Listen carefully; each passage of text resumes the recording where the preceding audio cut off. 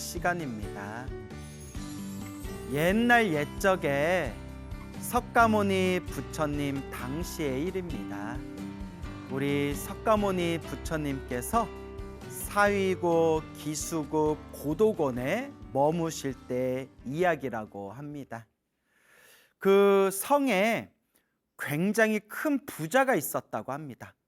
엄청나게 돈이 많은 부자가 있었는데 이 부자에게는 아들이 하나 있었다고 합니다. 그런데 아들이 엄청나게 게을렀다고 합니다. 엄청 게을렀대요. 그래서 정말 밥만 먹고 하루 종일 누워만 있었다고 합니다. 그래서 앉아 있는 것도 귀찮아하고 서 있는 것도 귀찮아하고 걷는 것도 귀찮아하고 그냥 밥만 먹고 누워 있기만 좋아하는 아주 게으른 아들이 있었다고 합니다.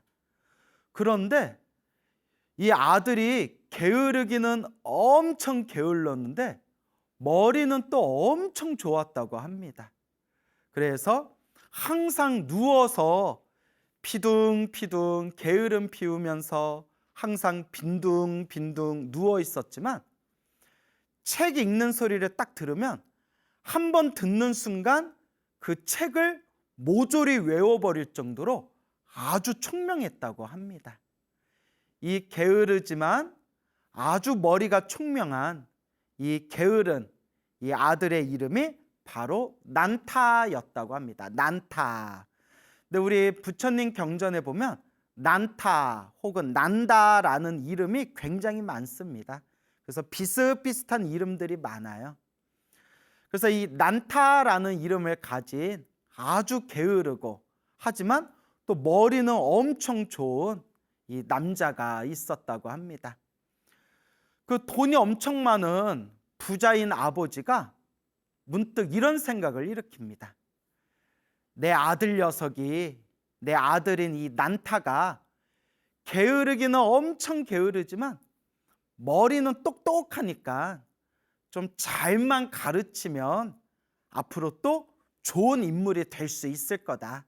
그러니까 내가 돈이 많으니까 이 나라에 있는 좋은 스승들을 모셔가지고 내 아들을 잘 교육시켜야겠다라고 생각을 합니다.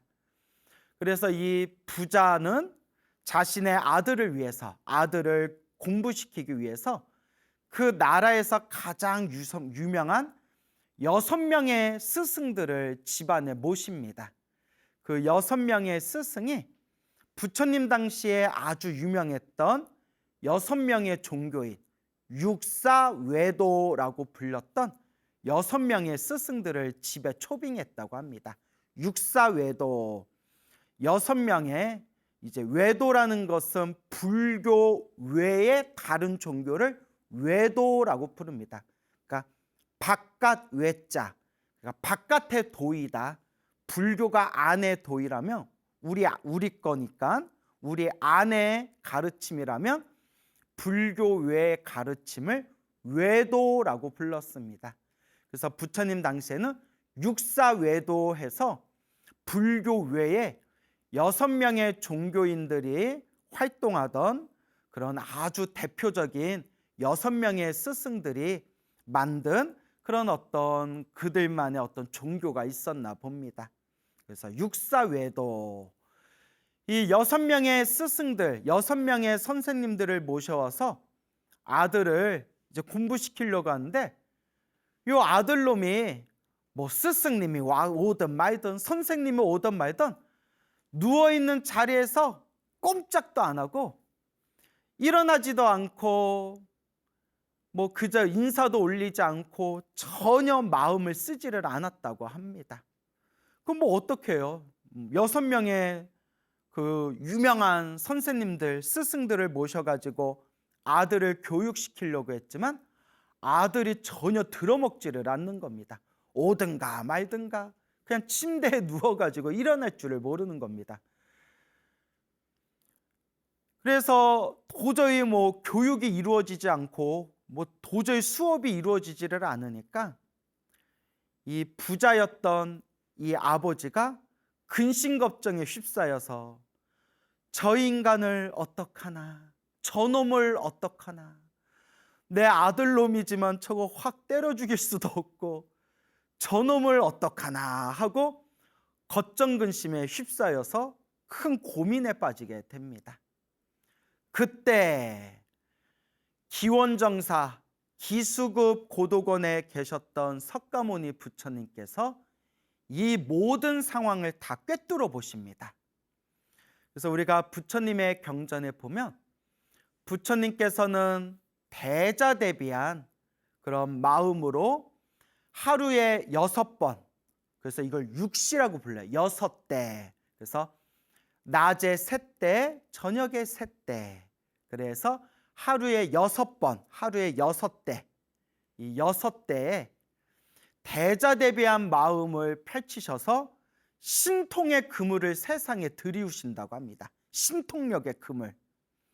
그래서 이 거미줄과 같이 촘촘한 신통력의 그물을 세상에 펼치신 뒤에 거기에 딱 걸리는 인연 있는 중생, 괴로움에 빠지고 고통에 빠지고 부처님의 가르침을 간절히 원하고 또한 과거 전생에서부터 인연이 있었던 그 중생들이 그 부처님이 펼치신 신통의 그물 안에 딱 걸리면 부처님께서 그 중생을 찾아가서 법을 설하시고 가르침을 주시고 그 중생을 진리의 길로 이끌어 주신다라고 이제 우리 부처님 가르침에서 찾아볼 수가 있습니다.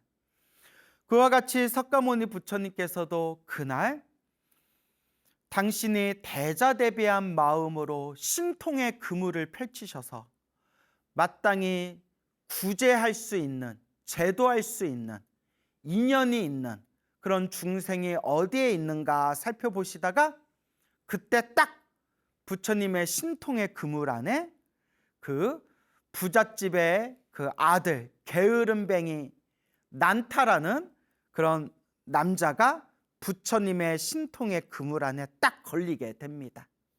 부처님께서 이 모든 상황을 다 꿰뚫어 보시고 아, 때가 왔구나. 그러니까 부처님께서도 함부로 움직이시는 게 아닙니다. 전후 사정 모든 인연법을 꿰뚫어 보신 뒤에 마땅히 아, 때가 되었구나. 저 중생을 제도할 때가 되었구나.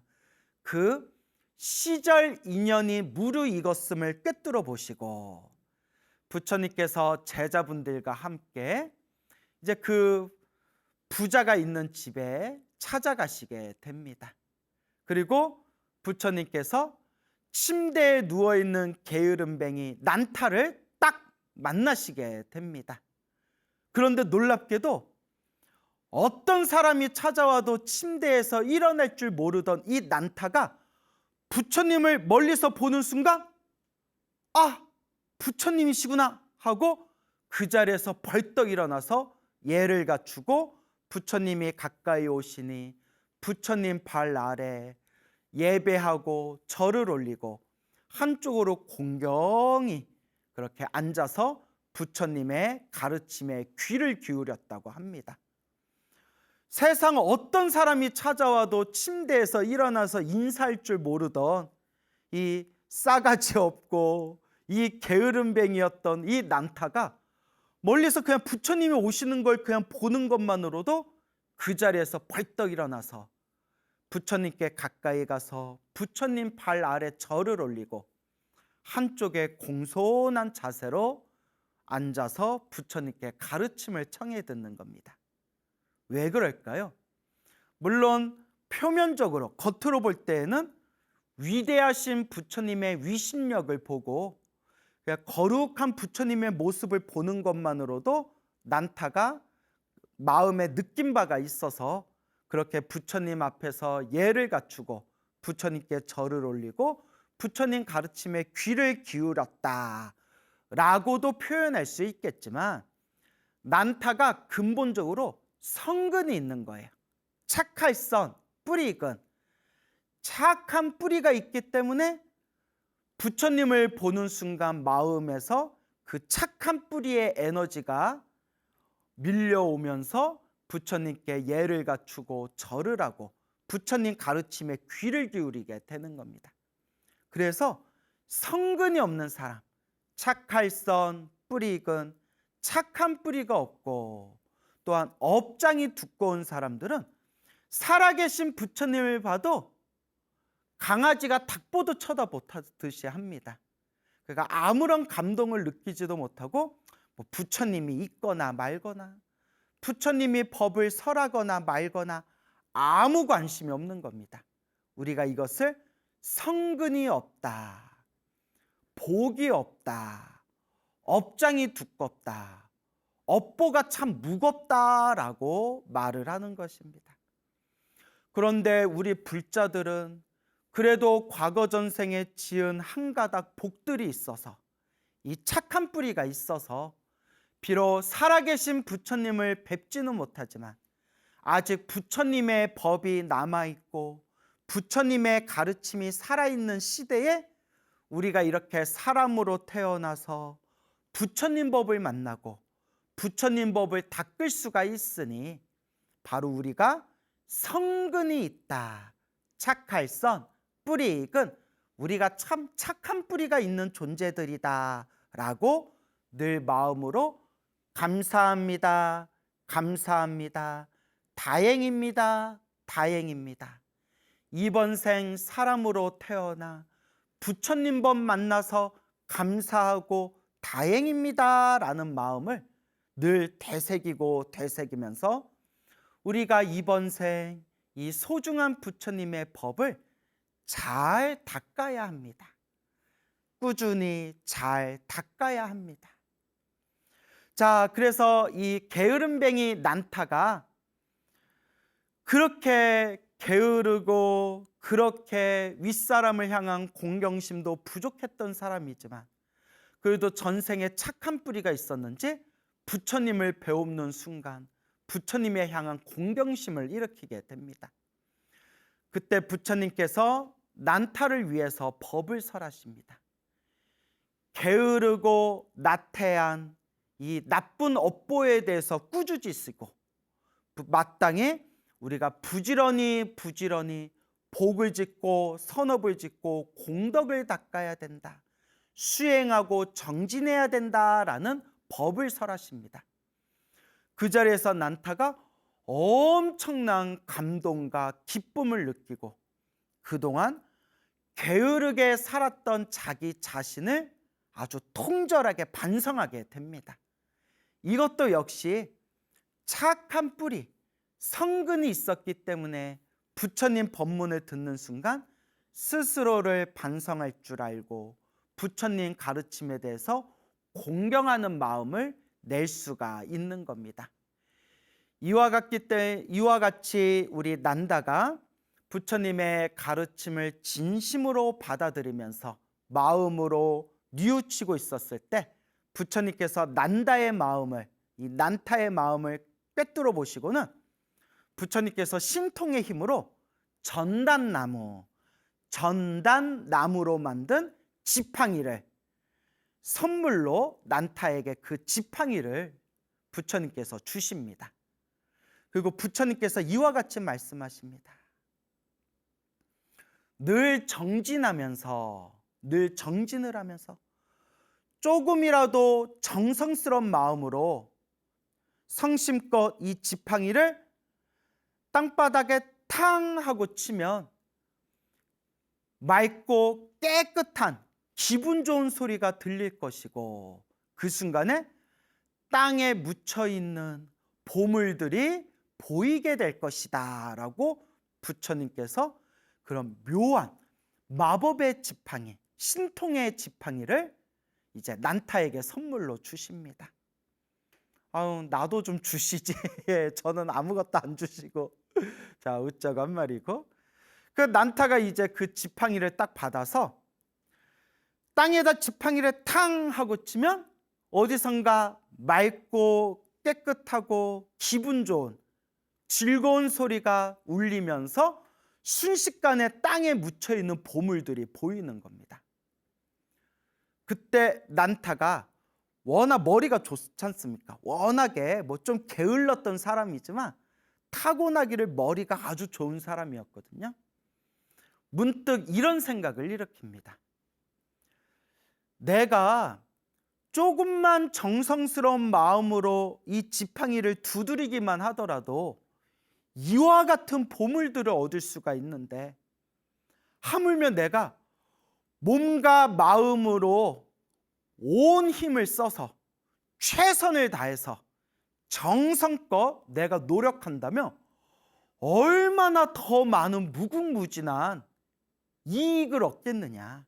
그러니 내가 한번 여태껏 내가 놀면서 살았는데 내가 한번 정신 바싹 차리고 온 힘을 다해서 내가 귀한 보물을 내가 구해야 되겠다라는 생각을 딱 일으킵니다. 그리고 주변 사람들에게 널리 소문을 냅니다. 난타는 멀리 바다로 나가서 귀한 보물을 찾을 것이요, 나와 함께 보물을 찾으러 갈 사람들은 나와 함께 출발합시다 해가지고 수많은 사람들을 모집을 합니다. 그래서 그 수많은 사람들과 함께 배를 타서 멀리 이제 바다를 건너서 아주 귀한 보물들을, 수많은 보물들을 찾아서 고향으로 돌아오게 되었다고 합니다. 고향에 돌아온 난타는 부처님의 거룩한 은혜를 갚기 위해서 정성껏 공양을 준비해서 부처님과 수많은 비구 스님, 제자분들을 이제 공양에 모시게 됩니다. 부처님과 수많은 스님들께 공양청을 올리면서 공양을 다 마치신 부처님의 법문을 청해 듣게 됩니다. 부처님께서 공양을 다 마치시고 난타와 그 자리에 있는 수많은 사람들을 위해서 부처님께서 법을 설하십니다. 그때 난타가 부처님의 법문을 듣고 마음에서 엄청난 기쁨과 희열과 감동을 느끼게 됩니다. 그 기쁨과 희열, 그 감동을 도저히 걷잡을 수가 없어서 난타가 호련히 부처님의 발 아래에, 이 난타가 호련히 부처님께 다가가서 부처님 발 아래 간절하게 절을 올리고 정성스럽게 부처님께 삼배를 올린 뒤에 부처님 앞에서 합장하고 난타가 다음과 같이 발언을 합니다. 오 위대하신 부처님이시여, 부처님 앞에서 제가 서원을 세웁니다. 부처님 앞에서 제가 원을 세우옵니다.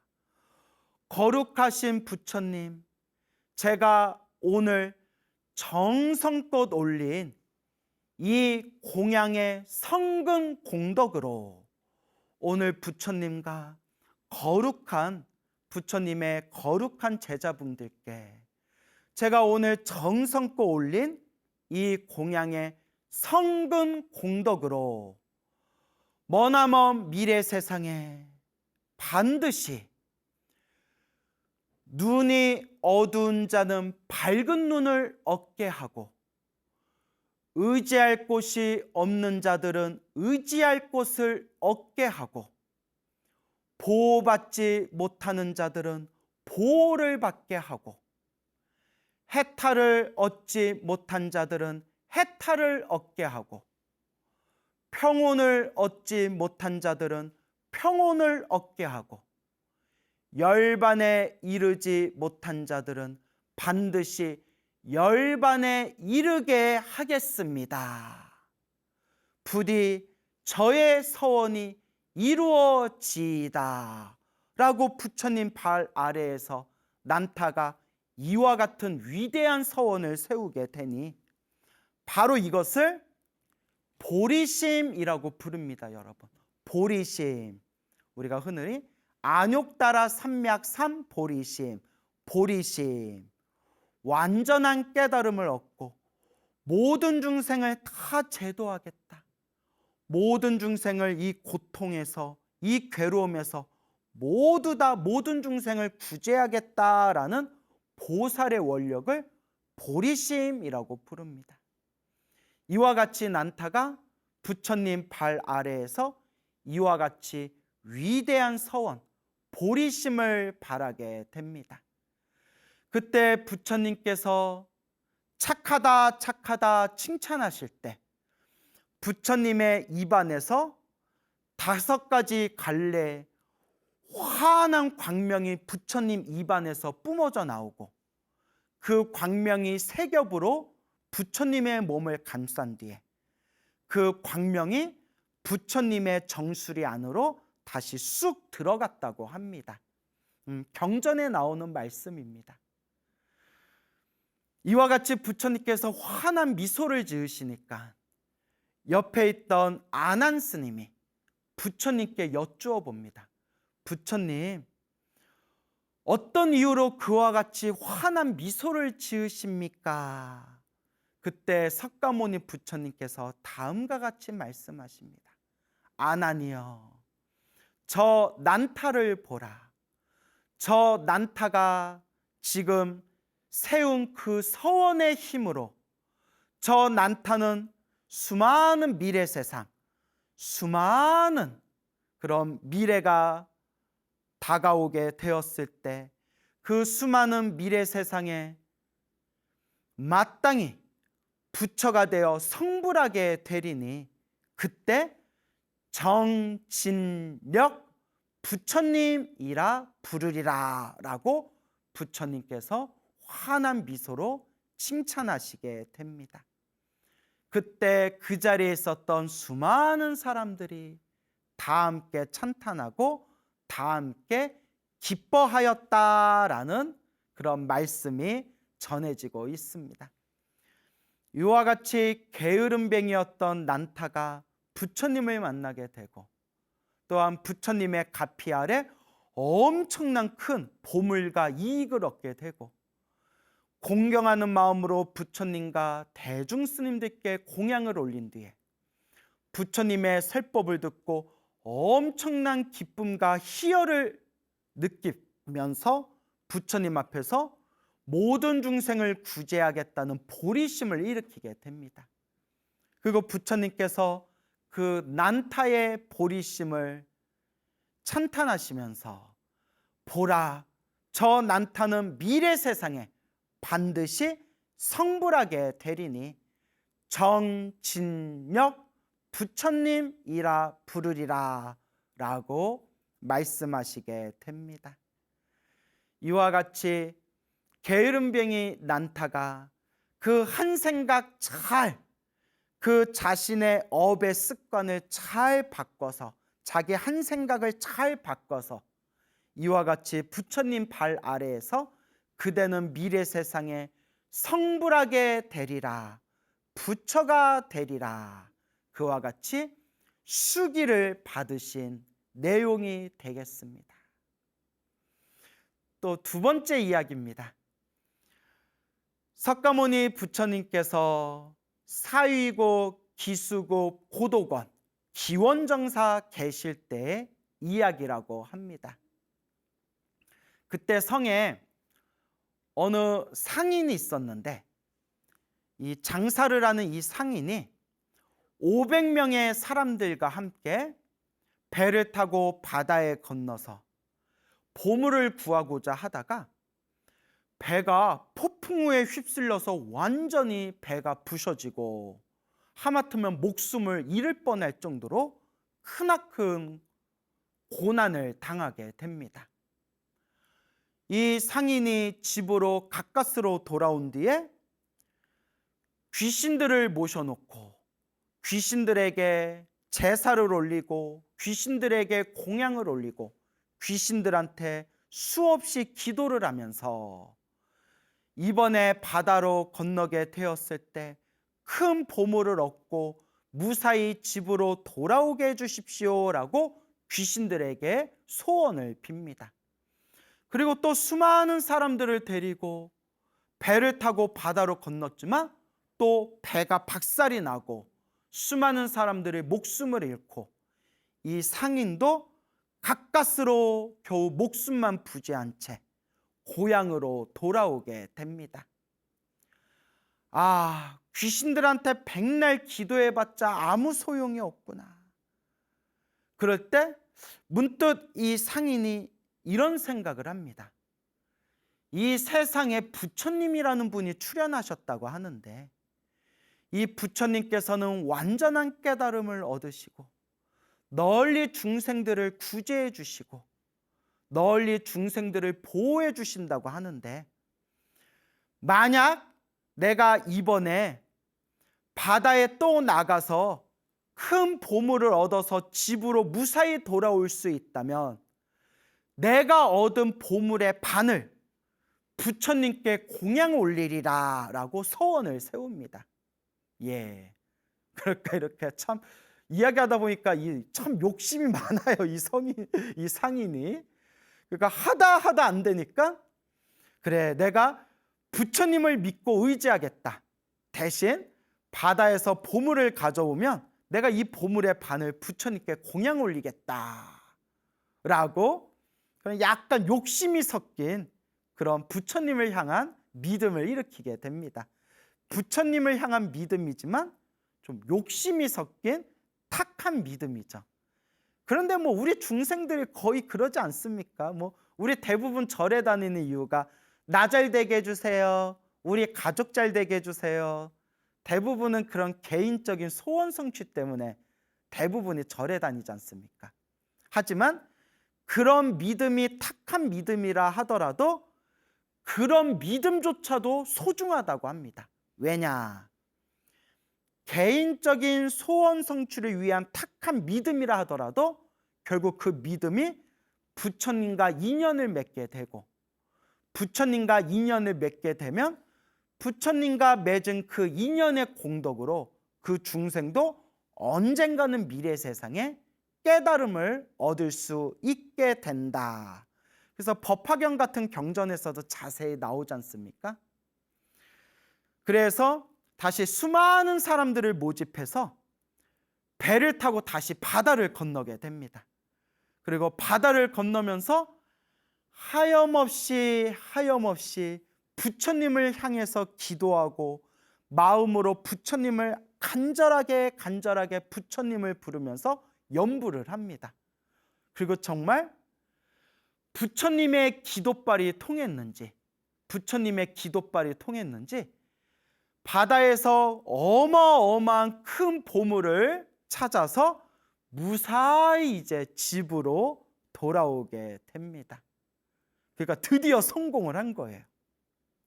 그런데 이 상인이 약속대로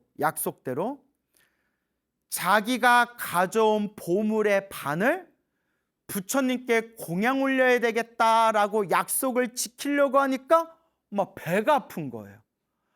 아유, 이거 가져온 보물을 사람들끼리 나눠 갖고 그 보물의 또 반을 우리 부처님께 공양 올리면 이거 아까워서 어쩌나 막 배가 아픈 거예요. 배가 아픈 거예요. 그러니까 참 우리 중생이, 저도 그렇지만 우리 중생이 화장실 들어갈 때랑 나올 때가 하늘과 땅만큼 차이가 있어요. 그래서 주변에 그런 얘기 있잖아요. 돈 빌릴 때는 간쓸게 다 줄 것처럼, 심장조차 꺼내줄 것처럼 금방 갚겠다고 돈 빌려놓고, 돈 갚으라고 할 때에는 돈 빌려준 사람이 사정사정해야 겨우 그 돈을 받을까 말까 한다. 뭐 이런 얘기, 주변에 그런 얘기 있지 않습니까? 그러니까 참 돈 빌려놓고 안 갚는 사람들도 참 나빴어요. 그래서 우리 소나무 애청자분들께서는 빌린 돈이 있으면, 부채가 있으면 빨리빨리 갚으시기 바랍니다. 너무 형편이 어려워서 못 갚으면 할 수 없지만 형편이 이제 되면 빨리 갚아야 돼요. 왜냐? 세상에 공짜가 없어요. 이번 생에 안 갚으면 다음 생에라도 또 몇 배로 갚아야 돼요. 그게 업이에요. 그러니까 어떤 분이 우스갯소리겠죠. 스님, 그냥 저 이번 생에 떼어먹고 그냥 다음 생에 갚을게요 이랬던 분도 있어서 제가 아이고 그런 소리 하지 말아라 제가 호되게 뭐라고 했는데, 어쨌거나 뭐 반웃자고 한 얘기고요. 화장실에 들어갈 때랑 나올 때가 다르다. 이게 우리 중생들 마음이에요. 원래 중생들 마음이 그렇게 보잘것없어요. 뭐 말로는 중생들 마음과 부처님 마음은 둘이 아니다 하지만, 본래 마음은 부처님과 중생의 마음이 둘이 아니다 하지만, 현실적으로는 중생들 마음 쓰는 요 꼬라지를 보면, 물론 저를 포함해서 이렇게 화장실 들어갈 때와 나올 때가 참 중생들 마음이 참 다르구나, 중생들 마음이 속이 요 정도밖에 안 되는구나, 이런 걸 우리가 주변에서 많이 느끼게 되죠. 하지만 우리 불자들은 복과 선업과 공덕을 닦는 마음으로 꾸준히 닦아 나아가야 되겠죠. 어쨌거나 이 상인이 너무 아까운 거예요. 나 주기 싫어, 아까워, 막 이런 마음이 들겠죠. 그래서 보물을 팔아가지고 거기서 이제 나온 돈에서 시장에 가가지고 작은 향을 사게 됩니다. 향. 그래서 좀 부처님께 올릴 거니까 좋은 향을 샀겠죠. 향을 산 뒤에 향을 가지고 부처님이 계신 사원에 가서 부처님께 공양 올립니다 하고 향을 태웁니다. 한마디로 부처님께 제가 가져온 보물의 반을 부처님께 공양 올리겠습니다 하다가 너무 아까우니까 그냥 시장에서 산 향으로, 시장에서 구한 향으로 퉁치는 거예요. 퉁친다고 하죠. 야, 너무하다. 부처님께 보물의 반을 공양 올리기가 너무 아까우니까 향 하나 다 부처님께 사르면서 이걸 부처님께 공양 올리겠습니다 하는데, 아이고, 부처님께서 이걸 다 꿰뚫어 보고 계시는 거예요. 부처님께서 이걸 다 꿰뚫어 보시는 거예요. 근데 여러분 중요한 게 있습니다. 오해하시면 안 돼요. 부처님은 아무런 욕심이 없는 분이에요. 부처님의 삶은 완전한 무소유와 무집착의 삶입니다. 심지어 부처님 계율에는 우리 스님들은 돈을 만지지 말아라 라는 계율이 있어요. 지금은 자본주의 시대고 현대 사회이기 때문에 100% 지키지를 못하지만 돈을 아예 만지지도 말아라 라는 계율이 있습니다. 실제로 부처님 계율 중에. 그래서 부처님께서는 그 상인이 보석의 반을 공양하든가 말든가 부처님은 아무 관심이 없으세요. 부처님은 그냥 무소유의 삶을 사셨던 분이에요. 오직 진리만을 설하셨던 분, 오로지 깨달음의 진리만을 중생들에게 가르치셨던 분, 그분이 바로 부처님이시죠. 하지만 부처님께서 바야흐로 저 욕심 많은, 저 인색한 저 상인을 구제할 때가 왔구나, 저 상인을 제도할 때가 왔구나, 바야흐로 때가 무르익었음을 부처님께서 꿰뚫어 보십니다. 그래서 부처님께서 그 상인이 올렸던 그 향의 향기가 무럭무럭 구름처럼 쌓여가지고 그 향의 연기가 구름처럼 무럭무럭 그렇게 쌓여가지고 부처님이 계신 기원장사를 뱅뱅뱅 돌게 만드십니다. 신통의 힘으로. 얼마나 신기해요. 막 향기가, 향이 막 바람에 흩어져야 되는데 향이 모락모락 구름처럼 향의 연기가 모여가지고 기원장사 하늘을 그 향 연기가 뱅뱅 돈다고 생각해 보세요. 얼마나 놀라워요. 그 자리에서 이 욕심쟁이 상인이 깜짝 놀래가지고 아이고 부처님이 이걸 다 꿰뚫어 보시고 부처님께서 지금 신통을 보여주셨구나 싶어가지고 아이고 부처님 죄송합니다. 아이고 부처님 죄송합니다. 제가 욕심부려서 죄송합니다 라고 그 자리에서 참회를 합니다. 이것도 상인이 성근이 있으니까 그 자리에서 자기 잘못에 딱 뉘우친 거지. 업장이 두꺼운 사람들 그걸 보면 오늘 날씨가 좀 요란하네 막 이러고 그냥 집에 갔겠죠. 성근이 있었던 상인은 이게 부처님께서 자신을 일깨워주기 위함을 딱 알아차리게 됩니다. 이게 성근입니다. 착한 뿌리. 집으로 와서 정성껏 온 힘을 다해서 아주 진귀한 진수성찬, 그런 수많은 음식과 공양상을 차리고 사람을 보내 부처님과 수많은 부처님의 제자, 스님들을 공양청을 하게 됩니다. 부처님, 제자분들과 저의 집에 오셔서 부디 공양을 받아 주십시오.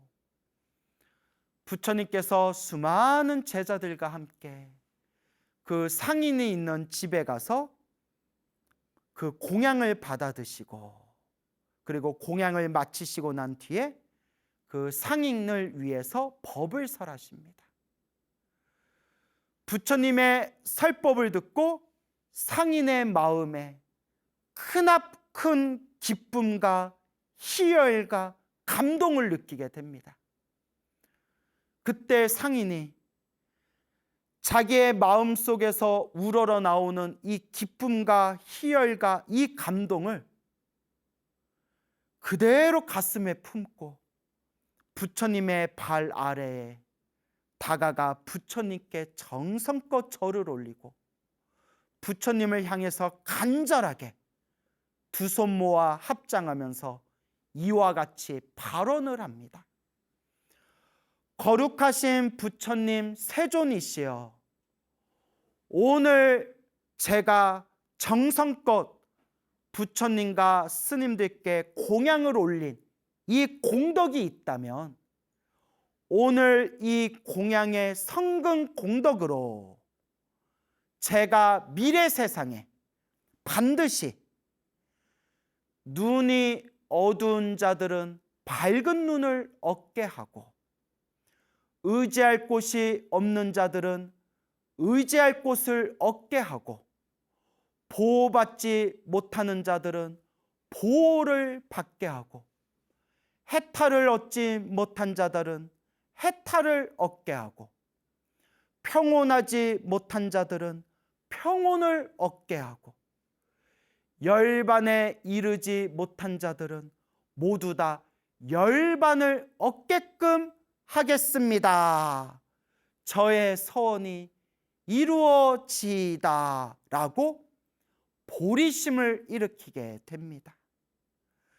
그때 부처님께서 착하다 착하다 칭찬하시면서 부처님의 입 안에서 5가지 갈래 환한 광명이 뿜어져 나오고 이 5가지 색깔의 광명이 세 겹으로 부처님의 몸을 감싼 뒤에 그 광명이 부처님의 정수리 안으로 다시 쑥 들어갔다고 합니다. 경전에 나오는 내용입니다. 그리고 부처님께서 환한 미소를 지으시니 그때 옆에 있던 아난 스님이 부처님께 이와 같이 여쭤봅니다. 거룩하신 세존이시여, 왜 그와 같이 환한 웃음을, 환한 미소를 지으신 겁니까? 부처님께서 말씀하십니다. 아나나, 저 상인을 보아라.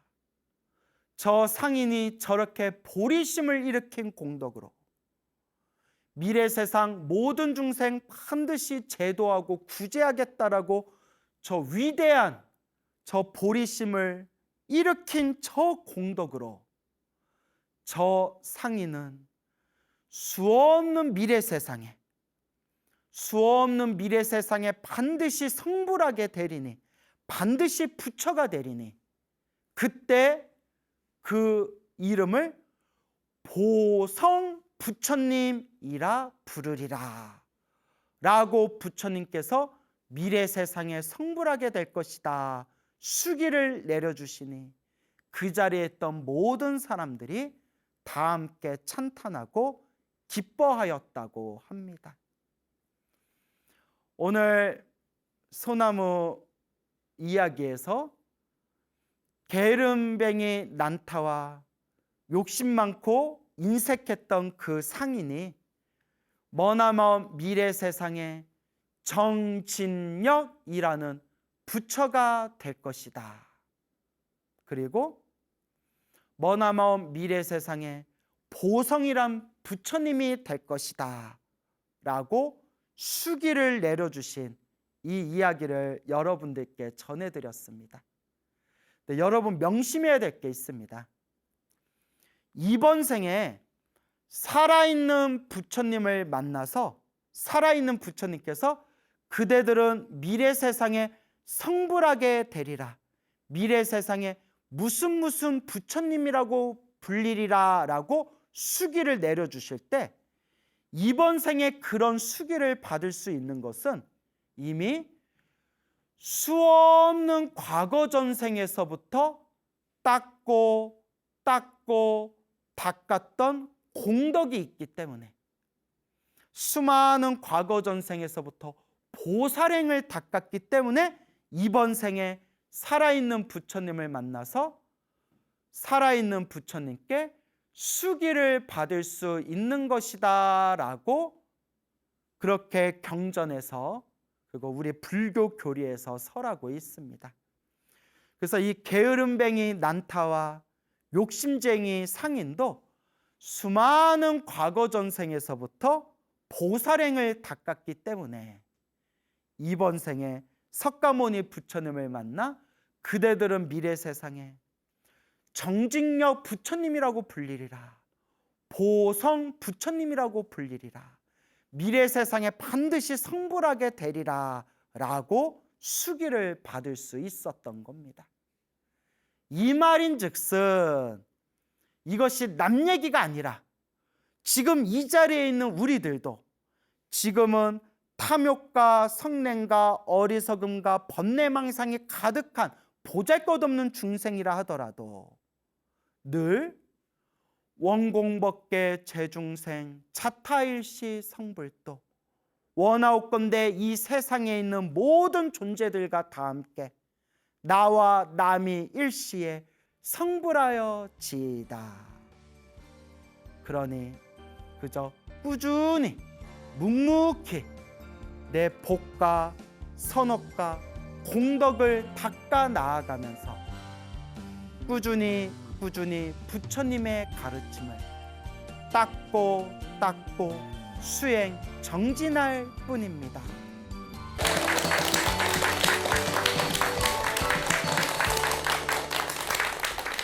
예, 만나서 반갑습니다. 반갑습니다. 예, 광우 스님이라고 합니다.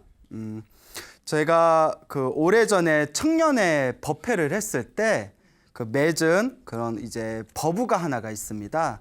그 남자 청년회 법우인데 그 처음에 봤을 때 제가 농담 삼아서 팬더라고 팬더곰이라고 막 이렇게 농담을 했거든요. 왜냐하면 얼굴은 허연데 눈 밑에 다크서클이 너무 심해가지고 팬더 같다고 팬더곰. 근데 되게 착한 법우였어요. 근데 이제 이런저런 대화를 해보는데 이제 뭔가 좀 업장이 좀 느껴지더라고요. 그래서 제가 이제 착하니까 또 이제 잘 됐으면 하는 바람에 네가 좀 업장이 두꺼운 것 같다. 그러니까 기도를 좀 많이 해야 된다. 요새 무슨 기도하고 있는 거 있냐 이랬더니 뭐 지장 기도를 좀 한다 하더라고요. 그래서 제가 열심히는 안 하는 것 같다 이러면서 얼굴 보면 알아요. 얼굴 보면 열심히 하나하나 다 알아. 열심히 안 하는구나. 다 열심히 하시겠죠. 그래서 기도를 열심히 해야 돼. 지장기도 좋다. 그래서 제가 지장견 예쁜 책이 하나 있었거든요. 예쁘게 이렇게 한지로 싼 지장견 책도 선물로 주고 기도를 열심히 해라 이렇게 당부를 했는데, 이 친구가 뭐 열심히 하는지 안 하는지는 잘 모르겠지만 한 가닥 성근이 있는 게 자꾸 이제 찾아와서 법문 듣는 걸 좋아했어요. 법문 듣는 거. 근데 사람이 자꾸 법문을 듣는 게 왜 중요하냐면 자꾸 기도해야 된다, 복지어야 된다, 공덕을 쌓아야 된다, 다 내 업보다, 내 업장이다, 이런 소리를 듣다 보면 자꾸 귀에 박히면 그게 세뇌 같은 효과를 일으켜서 자꾸 기도하고 싶은 마음이 생기고, 아, 내가 복을 좀 지어야 되겠다라는 마음이 생기게 됩니다. 자꾸 소나무 듣다 보니까 그런 마음 생기지 않아요? 맞아요. 진짜? 예, 그래요. 그래가지고 기도를 많이 해야 된다라고 이야기를 하면서 그 친구가 저한테 몇 년 동안 꾸준하게 법문을 들었습니다. 그리고 어느 순간부터 정말 기도를 좀 열심히 하더라고요. 저 지장전에 가서 지장경이라는 경전도 열심히 큰 소리로 독송하고, 연불도 열심히 하고, 제가 복을 많이 지어야 된다 했더니 또 항상 법당에 갈 때마다 쌀도 올리고 향도 올리고 그렇게 기도를 열심히 하던 법우가 있었는데, 얼굴이 굉장히 맑아지는 거예요. 얼굴이 맑아진다는 게 이제 관상이 환해지는 거잖아요. 그래서 제가 어때, 기도하니까 마음이 편안하고 왠지 주변 일들이 편안해지지 않냐 했더니, 아, 스님 정말 기도하니까 너무너무 좋습니다. 일단 마음이 편안해져서 좋고, 알게 모르게 제 주변 일들이 편안하게 풀려나가는 게 느낍니다, 이러더라고요. 그래서 그 친구가 이렇게 저한테 편지를 하나 썼습니다. 그래서 이 편지 내용이 너무 좋아서 제가 여러분들께 이 편지 내용을 좀 읽어드리고자 합니다. 자, 글씨를 너무 조그맣게 써가지고 광우 스님을 알게 돼서 기도하는 걸 알게 되어 바뀐 게 많아서 감사의 편지를 씁니다. 일단 광우 스님을 알기 전에는 절을 다녀도 사람만 보며 다녔던 사람이었습니다. 그래서 절을 다녀도 기도를 안 하니 사람에게 실망만 하고 어둡고 우울하게 살았습니다. 하지만 광우 스님을 알게 되면서 조금씩 기도하는 방법을 알게 되었습니다. 그리하여 시작하게 된 것이 지장경 독송입니다. 지장경 독송을 꾸준히 하다 보니 신기하게도 마음이 편안해지고 성격이 밝아졌습니다. 광우 스님께서 항상 말씀하신 것처럼 갑자기 크게 잘 되고 그런 것은 없지만, 기도를 하고 난 뒤에는 마음이 편해져서 일상생활 하기가 편안해지며 어둡던 얼굴도 밝아지며 세상 사는 것이 즐거워졌습니다. 그리고 지장경 독송을 하다가 어느 날 꿈 하나를 꾸게 되었습니다. 꿈에서 어떤 남자가 돌아가신 아버지에게 빚이 600만 원이나 있다고 말하는 것이었습니다. 그래서 저는 놀라서 아버지에게 가서 아버지 빚이 600만 원이 있으시다니 어찌 된 일인가요? 하고 여쭈니 아버지께서 내가 빚이 600만 원이 있었는데 이제 60만 원이 남았구나 하시는 것이었습니다. 저는 이 꿈을 꾸고 아버지의 업장 소멸하신 것이 조금 남은 것을 느끼게 되었고, 아버지의 극락왕생을 위해서 지장경 독송을 계속해서 하고 있습니다. 앞으로 더 노력해서 기도를 열심히 해서 돌아가신 저희 아버지 극락왕생 시켜드리는 것이 저의 제일 큰 발언입니다. 그리고 앞으로도 광우 스님 방송 챙겨보며 열심히 기도하며 행복하게 살고 싶습니다. 끝으로 광우 스님께 감사드리고, 방송 보시는 다른 분들도 기도해서 크게 바뀌는 게 없다고 기도 포기하지 마시고 계속해서 기도하셔서 일상의 평화로움을 느끼셨으면 합니다. 네, 이상입니다.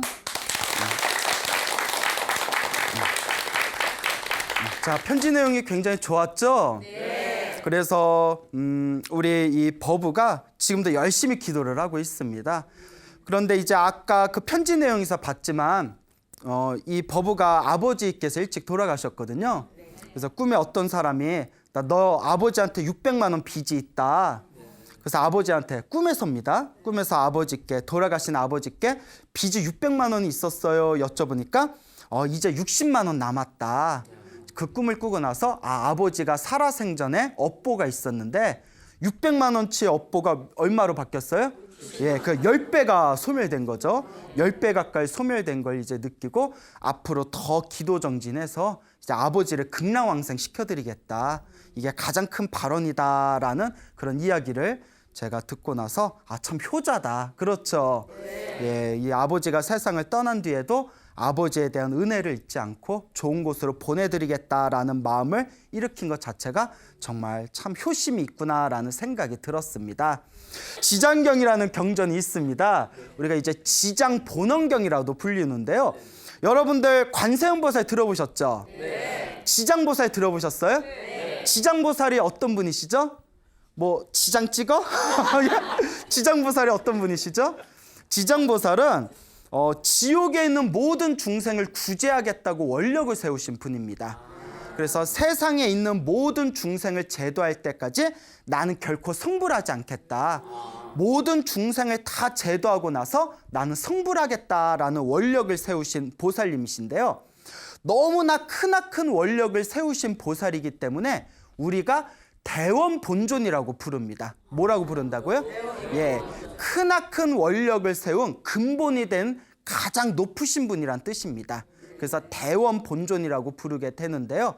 이 대원본존 지장보살님, 여러분 세상에서 가장 못된 사람들이 떨어지는 세상이 어느 세상일까요? 지옥이잖아요.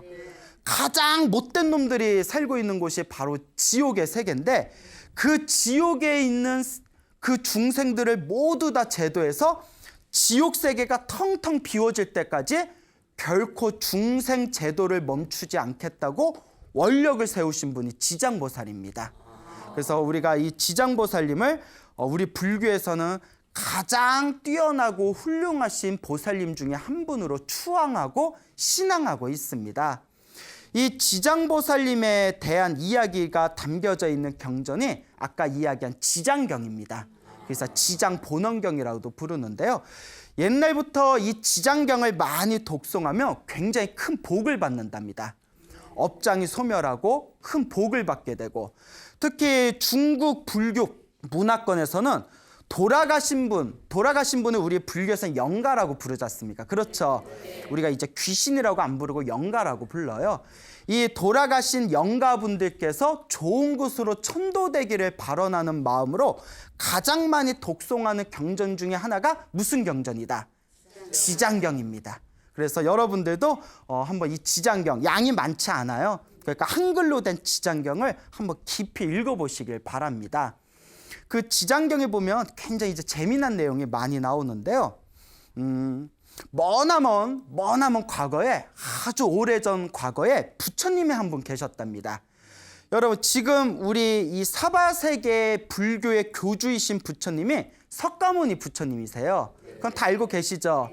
2600여 년 전 세상에 출현하신 석가모니 부처님. 미래에 오시는 부처님이 어느 부처님이시죠? 미래에 오실 부처님. 왜 이렇게 자신이 없어요? 예?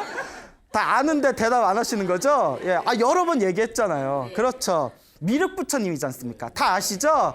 예. 이거 큰일인데. 근데 머나먼 과거 전생에도 수많은 부처님이 계셨는데 그 머나먼 과거에 청정연화목 열애라는 부처님이 계셨어요. 예, 청정연화목 부처님이라는 분이 계셨는데 이 청정연화목 부처님께서 세상을 떠나시고 나서 그 아라한이 한 분 계셨답니다. 아라한, 다들 아시죠? 네. 모든 번뇌와 욕망이 사라진 거룩한 성자를 아라한이라고 하지 않습니까?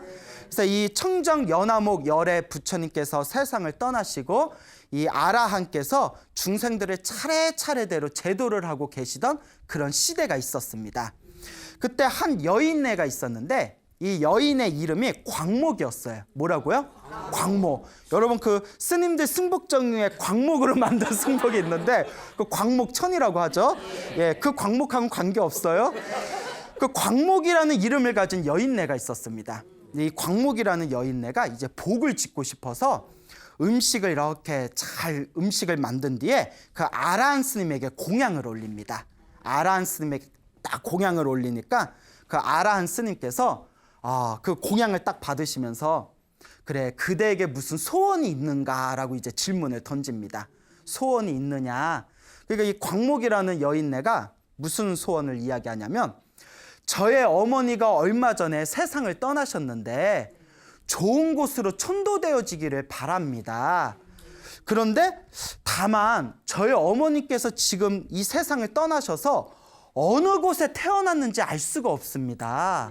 저희 어머니께서 어디에 태어나셨는지 궁금합니다. 이렇게 이야기를 하니까 그 아랑께서 이렇게 깊은 신통력에 들어가십니다.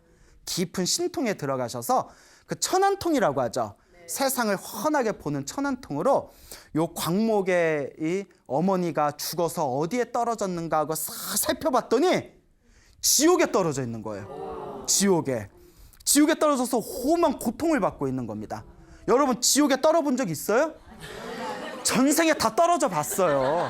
여러분 제가 여러 번 말씀드렸잖아요. 우리는 윤회를 한다 안 한다? 태어나고 죽고 태어나고 죽는 것을 끊임없이 반복하고 있습니다. 우리가 살아오면서 지옥에 떨어지지 않았던 적이 없었고 하늘 세계에서 살아봤던 적이 다 있었고 지금은 소중한 인간의 몸을 받게 되었습니다. 그래서 이 윤회의 흐름을 통해서 우리도 다 전생에 한 번씩은 지옥에서 살아봤구나. 한 번씩은 하늘 세계에서 다 살아봤구나. 근데 자기 업대로 태어나고 죽고 태어나고 죽는 윤회의 삶을 살고 있는 것이구나. 이번 생에 소중한 인간의 몸을 받고 또 소중한 부처님의 법을 만났으니 이번 생에 내가 열심히 공덕을 지어야 되겠구나. 항상 이런 마음을 일으켜야 된다. 제가 자주자주 말씀드렸잖아요. 네. 기억나요? 안 나요? 에이, 근데 물어볼 때마다 대답 안 해. 예? 자, 어쨌거나 그러니까 이제 지옥에 떨어졌다는 이야기를 딱 듣고 여기 이 광목이라는 여인이 막 슬퍼서 눈물을 흘리면서 스님, 아라한 스님, 저희 어머니를 구제할 수 있는 방법을 가르쳐 주십시오. 저희 어머니가 지옥에서 나을 수 있는 방법을 가르쳐 주십시오 하고 막 슬피 우는 겁니다. 이 아라한 스님께서 다음과 같은 방법을 가르쳐 주십니다. 그 시대가 어느 부처님 시대라고 했어요? 청정 연화목 열의 시대 때니까 그 아라한 스님께서 집에 가서 청정 연화목 열의 부처님의 모습을 조각을 해서 불상을 만들거나 그림을 그려서 집안에 모셔놓은 뒤에 간절하게 천정 연화목 열에 염불을 하여라. 우리가 뭐 관세음보살, 지장보살 하듯이 청정 연화목 열에 불상을 모셔놓거나 그림을 그려놓고 간절하게 염불을 한다면 살아있는 자나 죽은 자나 반드시 공덕이 있을 것이다 라는 이야기를 듣게 됩니다. 그러니까 이 광목이라는 여인네가 집에 급히 와가지고 자기가 아끼던 물건들을 팔아서 청정 연화목 열의 부처님의 이제 모습을 이제 만들어 놓고 슬피 울면서 부처님께 절을 올리면서 간절하게 염불을 했대요. 제발 도와주십시오. 제발 도와주십시오. 간절하게 염불을 하다가 깜빡 꿈을 꿨대요. 꿈을 꿨는데 꿈속에서 누가 나타났을까요? 부처님. 예.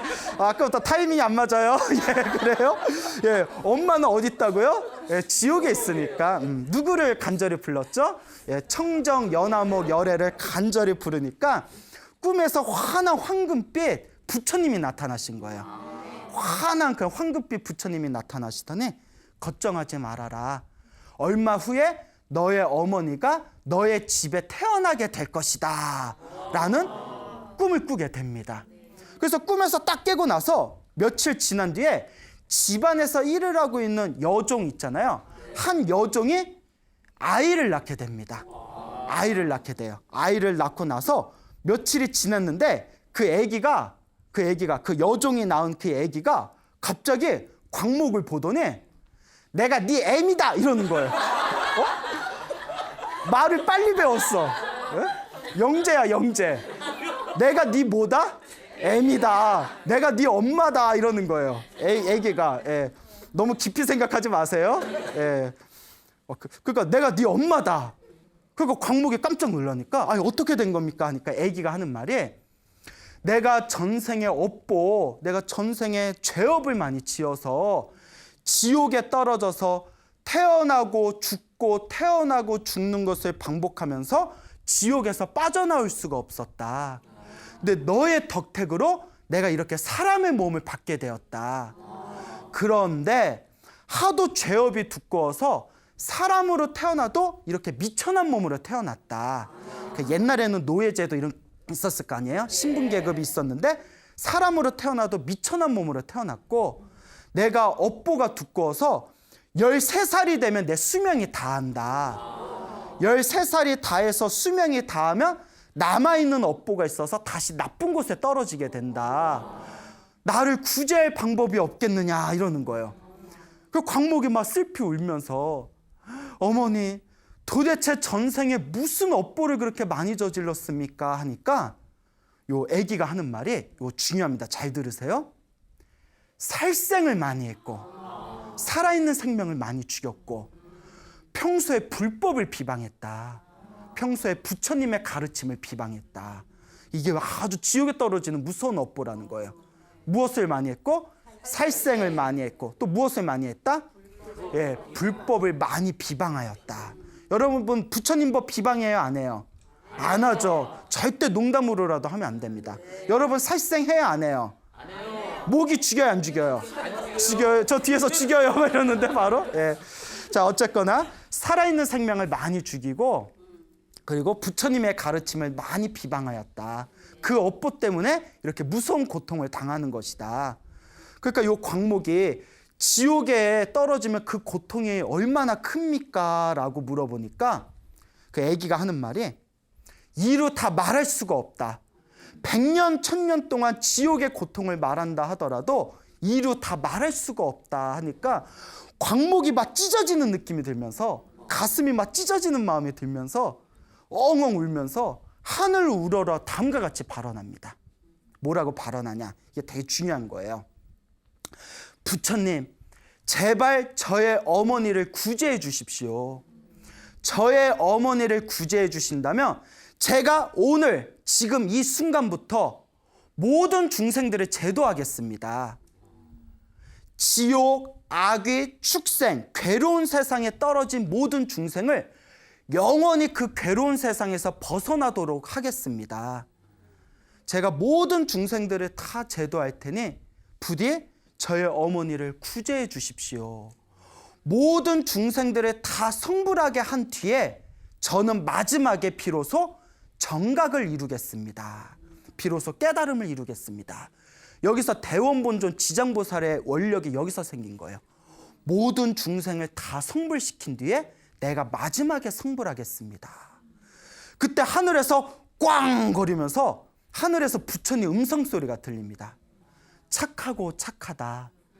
너의 어머니는 너의 그와 같은 발언의 힘으로 13살에 이 세상을 떠난 뒤에 13살의 수명을 다한 뒤에 업보의 몸을 벗어서 좋은 가문에 다시 태어나 100세 동안 즐거움을 누리게 될 것이다. 그리고 다시 죽은 뒤에는 근심이 없는 세상에 태어나서 그 근심이 없는 세상에서 살다가 나중에는 부처님의 깨달음을 얻고 모든 중생을 제도하게 될 것이다 라는 그런 이야기가 하늘에서 부처님의 음성에 들렸다고 합니다. 이와 같은 인연으로 광목에게 어머니가 지옥에 떨어진 걸 알려주고 어머니가 지옥에서 나올 수 있도록 방법을 가르쳐준 그 아라한 기억나죠? 네. 그 아라한이 지금 경전에 나오는 무진이 보살이 되셨대요. 그 관세음보살 보문품에 보면 무진이 보살이라고 나오거든요. 그래서 그 아라한은 이와 같은 인연으로 무진이 보살이 되셨고 그 광목의 어머니 있잖아요. 지옥에 떨어졌던 광목의 어머니는 결국 나중에는 깨달음을 얻어서 해탈보살이 되셨답니다. 그 부처님 경전에 보면 해탈보살님이 나오시거든요. 해탈보살이 되셨고 그리고 어머니를 위해서 모든 중생을 제도하겠다고 원력을 세웠던 광목은 지금 이 시대에 누가 되었을까요? 그렇죠. 이 정도면 이제 딱 나와야 돼요. 답이 엉뚱하게 관세음보살? 이러면 안 돼요. 어느 보살이 되셨다? 지장보살이 되셨다. 이게 바로 지장보살의 원력입니다. 그래서 지장보살이 상징하는 게 지옥에 떨어진 모든 중생을 다 제도하겠다. 지옥을 포함해서 나쁜 세상에 살고 있는 모든 중생을 다 괴로움에서 건져주겠다. 모든 중생이 성불할 때까지 자기는 성불하지 않겠다. 그리고 그 뿌리가 바로 효도입니다. 효도. 어머니를 구제하고자 했던 그 간절한 효도의 마음. 그래서 중국에서는 지장경을 효경이라고도 부릅니다. 뭐라고도 부른다? 효경.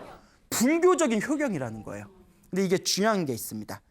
유교에서는 살아있을 때만 부모님을 섬겨요. 살아있을 때만 부모님에게 효도합니다. 그리고 죽은 뒤에 제사 지내죠. 근데 여러분, 죽은 뒤에 지내는 유교식 제사는 사실 효과가 없습니다. 그 유교경전을 보면 공자님도 뭐라고 이야기하셨냐면, 제사는, 유교식 제사는 살아있는 사람을 위해서 지내는 거다라고 했어요. 살아있는 사람들끼리 그 조상님과 부모님을 생각하면서 1년에 한 번 제사 때 모여가지고 서로 화합을 위해서 만나는 자리라는 거예요. 그러니까 유교식 제사는 영가천도가 안 됩니다, 여러분. 그러니까 위패 하나 달랑 이렇게 해놓고 위패 하나 달랑 적어놓고 잔 따르면 그 돌아가신 분이 어떻게 알고 와요? 그렇죠, 여러분. 그 불교식 제사는 유교식 제사하고 틀립니다. 불교식 제사는 살아있을 때를 살아있는 대로 효도를 하고, 부모님이나 조상님이 돌아가시면 부모님과 조상님과 나아가 나랑 인연이 있는 모든 돌아가신 영가들을 다 포함해서 부처님의 가피력으로 좋은 곳으로 보내드린다는 그런 의미가 바로 불교식 천도제의 진정한 의미이다라는 것을 명심하시길 바랍니다. 그래서 이 지장경이란 경전이 깊이 읽으면 굉장히 깊이가 있습니다. 깊이 읽으니까 깊이가 있겠죠? 자, 그런데 우리 그 불교 공부를 하시는 분들, 많은 분들이 지장경이란 경전을 굉장히 우습게 보는 경향이 있어요. 저도 사실 고백하면 20대 때에는 저 지장경 쳐다도 안 봤어요. 솔직히 말씀드리면 금강경이나 법화경이나 아니면 뭐 조사어로 육조단경이나 이런 것만 봤지, 지장경을 봤는데 귀신 얘기가 나오는 거예요. 그래서 귀신 얘기가 나오고, 귀신이 뭐 꿈에 뭐 귀신이 나타나고, 조상님이 죽으면 천도제 지내고, 그래서 딱 지장경 보니까 지장경 내용의 반이 귀신 얘기예요. 그래서 무슨 생각을 하냐면, 진짜 귀신 씨나라 까먹는 얘기인가? 무슨 뭐 맨날 뭐, 아니 부처님의 그 소중한 법문들이 있는데 뭐 귀신 까먹는 얘기나 하고 뭐야? 그렇죠. 20대 때는 지장경을 안 봤어요. 그 지장경을 좀 우습게 봤어요. 실제로 불교 공부하시는 분들 중에서 굉장히 어려운 경전만 공부하시는 분들 중에서는 지장경을 좀 우습게 보는 경향이 없지 않아 있어요. 그래서 저는 지장경 기도하시는 분들 보면 약간 낮게 보는 경향도 있었어요. 수준이 낮아서 저런가 보나 보다. 제가 양심 고백하는 거예요. 근데 30이 넘어서 중국 큰 스님들의 법오집을 보다 보니까 그 중국 스님들은 그 막 8만 대장경 다 읽으신 분들이거든요. 그런데 대승경전의 첫걸음이 지장경이다라는 내용이 자주 나오는 거예요. 그 100여 년 전에 그 강민홍이라는 거사가 있었어요. 중국에 그 강민홍이라는 거사님이 있었는데, 이분이 금강경의 대가였어요. 그래서 지금까지 중국에 나온 금강경 해설서 중에서 최고의 작품으로 손꼽히는 게 강민홍 거사의 금강경 풀이집입니다. 근데 이 강민홍 거사의 그 금강경 풀이한 책을 봤는데, 그게 다행히 우리나라에 번역이 됐어요. 원래 제가 공부 열심히 해서 제가 나중에 번역하려고 했는데 뺏겼어. 예? 비록 뺏겼지만 어쨌거나 그게 좋은 책이 번역됐다는 게 참 다행이에요. 근데 되게 어려워요. 엄청나게 한 1000페이지 돼요. 그거 엄청 어려워요. 근데 제가 그 책을 이렇게, 저도 다 보진 못하고 이렇게 훑어봤는데, 워낙 한번 꼭 읽어보고 싶은 책이라서, 그 평생을 금강경을 공부하시고 8만대장경을 다 읽으신 강민홍 거사가 평소에 불교 공부를 하는 불자들이 가장 자주 읽어야 할 경전 중에 하나가 지장경이라고 나와요. 그러니까 의문이 드는 거예요. 옛날 왜 불교의 그 어려운 경전을 공부하신 수준 높은 그 중국 불교의 큰 스님들이 왜 한결같이 이렇게 지장경을 높이 샀을까? 그리고 이렇게 금강경의 최고 대가라는 강민홍 거사도 불교 공부를 하는 사람이 가장 자주 읽어야 할 경전을 왜 지장경이라고 했을까? 내 옛날 기억에는 지장경 그 귀신 얘기만 나오는데 귀신이 홀렸나? 그래서 지장경 겸허한 마음으로 다 이렇게 지장경을 다시 읽어봤어요. 처음부터 끝까지 아주 이렇게 깊이 읽어봤는데, 내가 어리석었구나. 그러니까 제 눈이 바뀐 거예요. 그동안 이제 절에서 열심히 공부를 하다 보니까 제 눈이 바뀌었나 봐요. 이렇게 평범한 내용을 담고 있는 지장경에 불교의 기초 사상이 다 담겨져 있구나. 인과 업보 사상, 계율 사상, 그리고 그 모든 중생을 제도하겠다는 보살의 대비 원력, 대자 대비의 원력, 그리고 부모님에 대한 그 효도의 마음, 그 모든 중생을 제도하겠다는 그 마음, 그리고 살아있는 사람을 제도하는 걸 떠나서 죽은 사람들까지 다 제도할 수 있는 부처님의 가피력, 이 모든 게 다 담겨져 있었구나. 그래서 옛날 큰 스님들이 지장경을 자주 보라고 했던 거구나 라는 걸 느끼게 되었습니다. 그리고 제 주변에도 지장경 독송을 열심히 하셔서 가피 받은 분들이 많습니다. 그렇다고 또 너무 지장경에만 빠지면 안 돼요. 지장경은 첫걸음이고 지장경에서 이제 위로 올라가서 나중에는 법화경, 화엄경까지 우리가 다 꿰뚫을 줄 알아야 됩니다. 하지만 제가 지장경을 보면서 느꼈던 게 옛날엔 지장경, 내가 막 불교에 입문했을 때 아무것도 모를 때는 지장경을 보고 굉장히 우습게 여겼는데 내가 불교 공부를 하면서 다시 지장경을 봤더니 야, 부처님 경전은 하나라도 버릴 게 없구나. 다 이렇게 뛰어난 경전인데 내가 우습게 여겼구나 라는 것을 느끼게 되었습니다. 우리 불자님들도 지장경 한번 깊이 읽어보시기 바랍니다. 알겠죠? 네. 자, 이렇게까지 얘기했는데 안 읽으면 속상할 거야. 자, 그래서 지장경이 그 돌아가신 영가분들을 천도한다는 의미도 담겨져 있다고 했지 않습니까? 네. 어느 비구니 스님 중에 대련이라는 법명을 가진 노 비구니 스님이 계십니다. 연세가 좀 많으신 노 비구니 스님이 계시는데 이 대련 스님께서 직접 겪으신 경험담이라고 합니다. 이분이 6.25 때 아버지하고 헤어지셨답니다. 아버지하고 6.25 때 헤어졌는데 끝내 아버지의 생사 확인을 할 수가 없었대요. 살으셨는지 돌아가셨는지, 그 제사를 올리기도 애매하잖아요. 살았는지 돌아가셨는지 모르니까. 근데 이 스님께서 결국 출가를 하십니다. 출가를 하셔서 20대 초반에 어느 날 문득 이런 생각이 들더랍니다. 내가 아버지가 살았는지 돌아가셨는지 기도를 통해서 지장보살님께 여쭤보자. 아까 지장경 보면 광목이 아라한에게 우리 어머니가 어디에 태어나셨는지 알려주세요, 이런 내용이 나오잖아요. 네. 그래가지고 내가 지장기도를 해가지고 한번 아버지의 생사 확인을 알아보자. 그리고 간절하게 지장기도를 했대요. 지장기도를 간절하게 했답니다.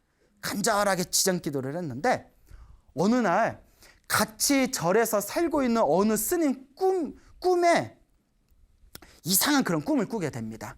같이 살고 있는 그 스님이 꿈을 꿨는데 꿈에 어떤 처음 보는 아저씨가 이렇게 절에 오시더래요. 절에 딱 오시더니 꿈에서 그 스님한테 제가 우리 딸 대련 스님을 만나러 왔는데 대련 스님 좀 볼 수 있겠습니까? 제 딸입니다, 이러더래요. 그래서 그 꿈속에서 대련 스님 시장 갔는데 조금만 기다리면 보실 수 있을 거예요. 잠깐 기다리세요 하니까 아저씨가 제가 급해서 기다릴 수가 없습니다. 제가 급해서 빨리 가봐야 됩니다 하고는 그냥 이렇게 가시더래요. 좀 기다리지, 딸 오랜만에 보는 건데. 이렇게 가시더래요.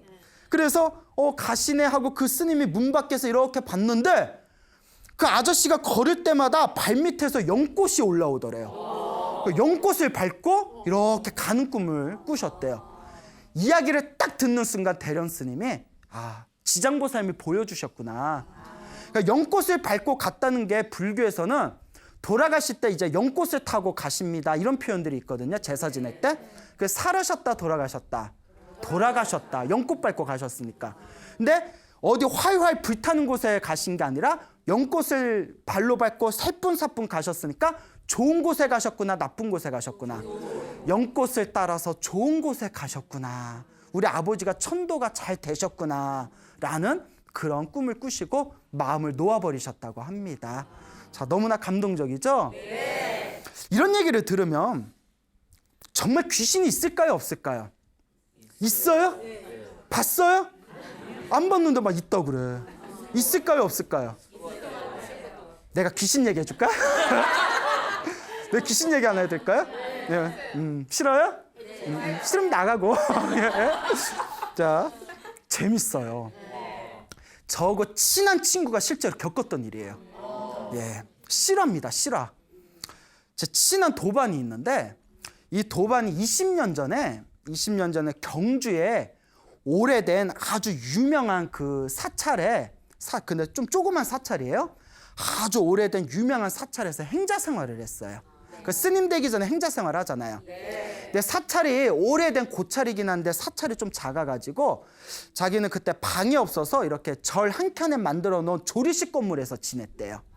그래서 그 절에서 행자 생활을 하면서 경주에 있는 동국대학교를 이렇게 다녔다고 합니다. 행자 생활하면서 경주에 있는 동국대학교를 다녔는데 어느 날 이제 꿈을 꿨대요. 어느 날 이렇게 조리식 건물 자기 방에서 이렇게 누워서 꿈을 꿨는데 그 친구 한 20대, 20살 때 일이에요.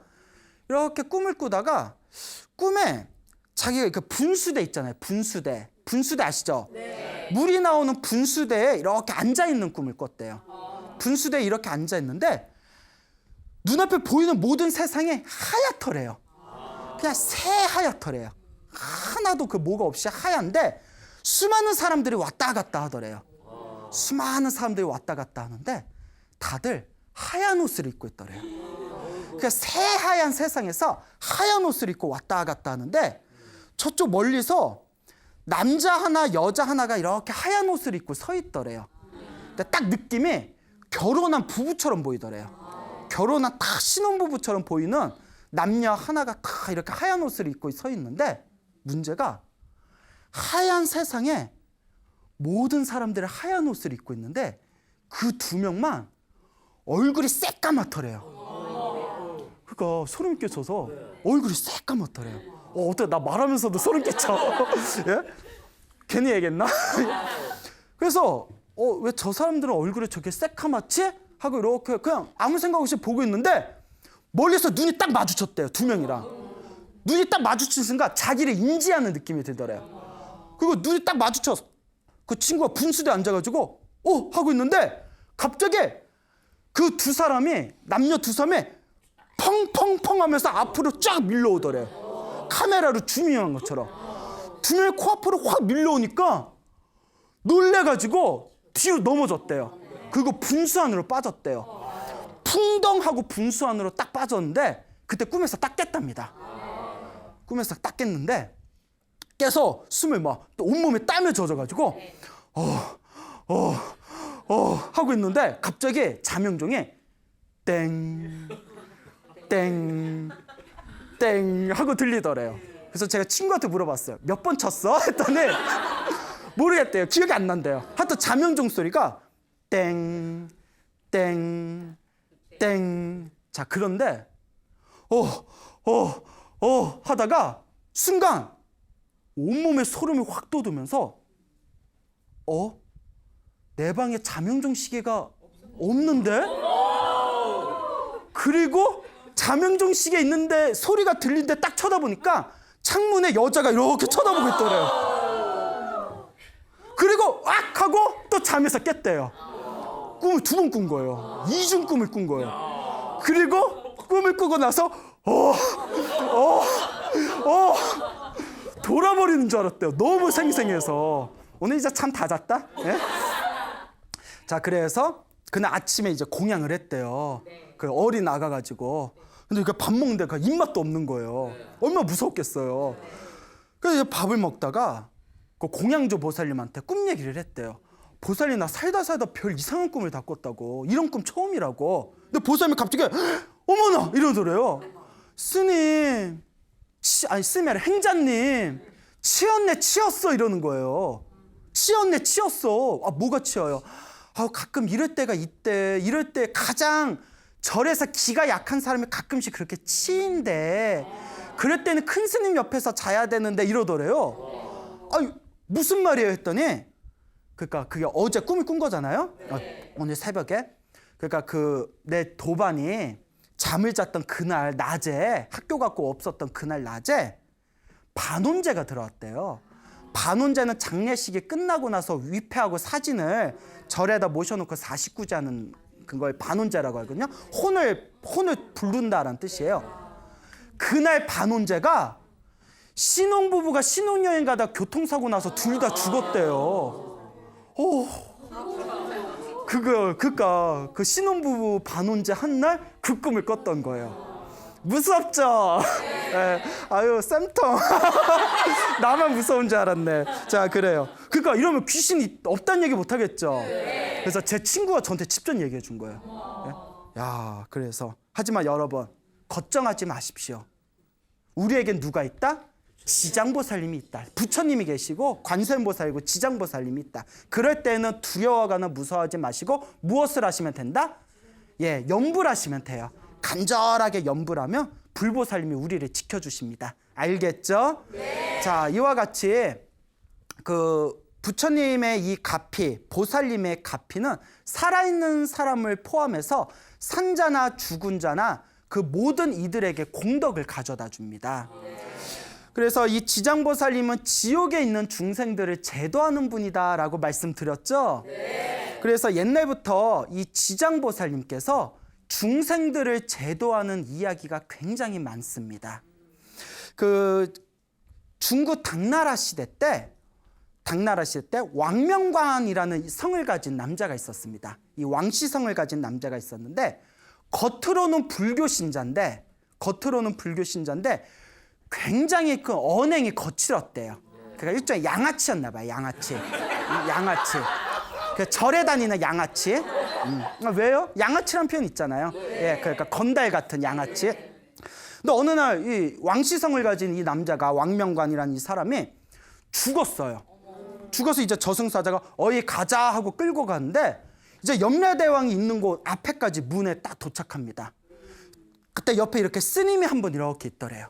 스님이 한 분 이렇게 서 있는데 왕씨를 이렇게 부르더래요. 부르더니 평소에 잘 살지 그랬냐. 너를 보아하니 네가 염라대왕을 만나면 너는 분명히 지옥에 떨어질 것이다. 하고 스님이 그렇게 얘기를 하더래요. 그러니까 무서워서 스님 저 어떡합니까? 살려주십시오. 제가 비록 살았을 때 양아치로 살았지만 그래도 절에 가끔씩 다녔습니다. 부처님 오신 날 연등도 달았습니다. 스님 살려주십시오. 이러니까 그 스님이 하는 얘기가 나는 지옥에 떨어져 있는 중생들을 제도하고자 원력을 세운 사람이다. 근데 너를 지옥에서 내가 지옥에 떨어지지 않게 내가 너에게 방법을 가르쳐 주겠다. 그러면서 그 사람에게 내가 지금부터 내구절로 된 개송을 가르쳐 줄 테니까 잘 외워놓고 염라대왕 앞에서 이 개송을 딱 읊어라. 잊어먹지 말고 잘 들어라 하면서 다음과 같은 개송을 가르쳐 줍니다. 잘 들으세요. 약인용료지 삼세일체불 응관법계성 일체유심조. 풀이하자면 만약에 어떤 사람이 과거, 현재, 미래 모든 부처님을 알고자 한다면 마땅히 법계의 성품을 보아라. 모든 것이 마음이 만든 것이다. 이 개성을 딱 가르쳐주면서 잊어먹지 말고 염라대왕 앞에서 꼭 얘기해야 된다 하고 다 이제 문에 들어가게 됩니다. 그 염라대왕 앞에서 덜덜덜 떨고 있는데 염라대왕이 딱 보더니 에휴 개판으로 살았네. 개판으로 살았어. 에휴 네가 너 그래도 절에는 좀 다녔네? 예, 제가 절에는 제가 불교 공부는 좀 했습니다. 너 불교 공부하면서 아는 거 있으면 아무거나 하나 대봐 이러더래요. 아무거나 하나 대봐 하니까 그때 제가 딱 하나 기억나는 게 있습니다 하면서 약인용료지 삼세일체불 응광법계성 일체유심조 하는 순간 그 염라대왕이 있는 자리가 지상낙원으로 변하면서 염라대왕이 덩실덩실 춤을 추더랍니다. 염라대왕이 막 춤을 추면서 웬일이니 네가 웬일이니 네가 이걸 어떻게 하니. 그러면서 염라대왕이 손을 꼭 잡으면서 너 산 거는 개판으로 양아치같이 살았는데 네가 이걸 어떻게 한 거니. 이거는 부처님의 모든 가르침의 핵심 법문이다. 이걸 입으로 소리내거나 귀로 듣기만 해도 공덕이 있다. 내가 너를 다시 인간 세상으로 보내줄 테니까 부디 다시 태어나면 잘 살아야 된다. 나중에 다시 보자 하면서 인간 세상을 돌려보냈답니다. 그 왕씨가 다시 죽었다고 눈을 번쩍 떴대요. 그 숨을 막 몰아쉬다가 내가 그 들었던 개송이 어디에 나오는 건가 하고 스님들께 여쭈어보고 경전에서 봤더니 화엄경에 나오는 개성입니다. 화엄경에 나오는. 그리고 지옥의 문 앞에서 나에게 이 화엄경의 개성을 가르쳐준 그 스님이 바로 누구였구나? 지장보살님이셨구나. 그 뒤로는 열심히 복을 짓고 선업을 짓고 공덕을 지어서 편안하게 세상을 떠났다는 그런 이야기가 지장보살 영업록에 나옵니다. 그러니까 여러분, 오늘 제가 가르쳐드린 약인용료지, 삼세일체불, 은광법계성, 일체유심조 다 외우셨어요? 네. 자, 나중에 다시 보기로 다시 외우세요. 자, 우리에겐 다시 보기가 있잖아요.